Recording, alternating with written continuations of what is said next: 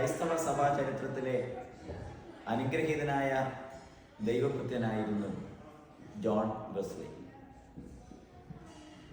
അനേക പ്രിയപ്പെട്ടവരെ ദൈവത്തിങ്കിലേക്ക് നടത്തിയ മെത്തഡിസ്റ്റ് സഭയുടെ സ്ഥാപകനായ ജോൺ വെസ്ലി താൻ ദൈവവചനം പങ്കുവച്ച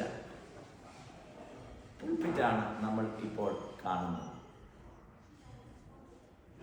സൂസന്ന വെസ്ലിയുടെയും സാമുവേലിൻ്റെയും 19 മക്കളിൽ ഒരാളായിരുന്നു ജോൺ വെസ്ലി. ഏകദേശം 250,000 മൈലുകളോളം കുതിരപ്പുറത്ത് സവാരി ചെയ്ത് പലയിടങ്ങളിൽ കർത്താവിൻ്റെ വചനം പങ്കുവച്ചു. തൻ്റെ ജീവിത കാലഘട്ടങ്ങളിൽ 120,000 ആളുകളോളം ദൈവ വഴികളിലേക്ക് നടത്തുവാൻ ദൈവം തന്നെ ഉപയോഗിച്ചു. പല പുൾപിറ്റുകളിൽ നിന്നുകൊണ്ട് ഏകദേശം 40,000-ഓളം സെർമണുകൾ താൻ ലോകത്തിൽ മനുഷ്യരോട് പങ്കുവയ്ക്കുന്നു. ദൈവത്തിൻ്റെ വചനം അനേക പ്രിയപ്പെട്ടവരുടെ ഹൃദയങ്ങളിൽ പരിവർത്തനം നടത്തുവാൻ ദൈവം ഉപയോഗിച്ച ജോൺ വെസ്ലിയുടെ ഓർമ്മകൾ ഉൾക്കൊള്ളുന്ന അനുഗ്രഹീതമായ മ്യൂസിയമാണ് നിങ്ങൾ ഇപ്പോൾ ദർശിച്ചു കൊണ്ടിരിക്കുന്നത്.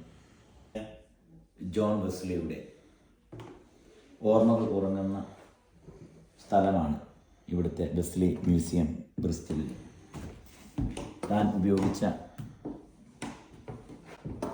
താൻ വിശ്രമിച്ച കട്ടിലും അതുപോലെ തന്നെ താൻ ഉപയോഗിച്ച കസേരയും തൻ്റെ കോട്ടും ഒക്കെയാണ് നമുക്കിവിടെ കാണാൻ കഴിയുന്നത്.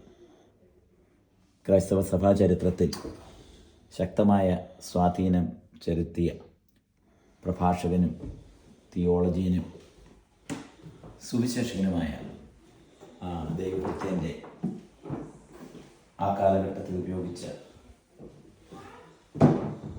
മേശയും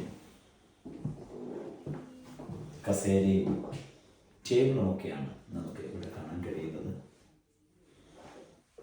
ജീവിതത്തിൻ്റെ പ്രതിസന്ധികളുടെ മധ്യത്തിലും വൻ കാര്യങ്ങൾ ചെയ്യുവാൻ ആ കാലഘട്ടത്തിൽ ദൈവം ഉപയോഗിച്ച ആ ദൈവഭക്തൻ ഇന്നും മനുഷ്യ മനസ്സുകളിൽ അനേക ഓർമ്മകൾ നൽകുന്നു, പ്രചോദനം നൽകുന്നു. ദൈവരാജ്യവ്യാപ്തിക്കായിട്ട് നമുക്ക് ഉണരാം. God bless. വെസ്ലി എന്ന ദൈവഭക്തൻ ഏകദേശം 40,000-ഓളം പ്രസംഗങ്ങൾ പങ്കുവച്ചിട്ടുണ്ട്. എങ്ങനെ പ്രസംഗിക്കണം എന്ന് താൻ നൽകുന്ന ചില നിർദ്ദേശങ്ങളാണ് ഇവിടെ രേഖപ്പെടുത്തിയിരിക്കുന്നത്.